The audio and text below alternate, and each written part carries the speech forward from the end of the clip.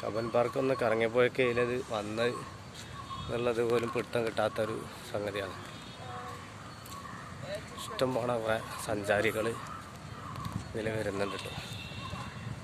കബൻ പാർക്കിൻ്റെ ഒരു പ്രത്യേകത എന്ന് പറഞ്ഞാൽ ഒരുപാട് ഒട്ടനേകം സഞ്ചാരികൾ വരലുണ്ട് ഞാൻ പറയുന്നത്. വൈകുന്നേരം നല്ല തിരക്കുണ്ടാവും.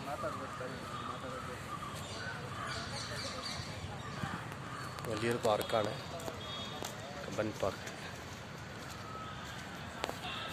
കബൻ പാർക്കിൻ്റെ കൂടുതൽ വിശേഷങ്ങൾ നമുക്ക് തീർച്ചയായിട്ടും അറിയേണ്ടതുണ്ട്.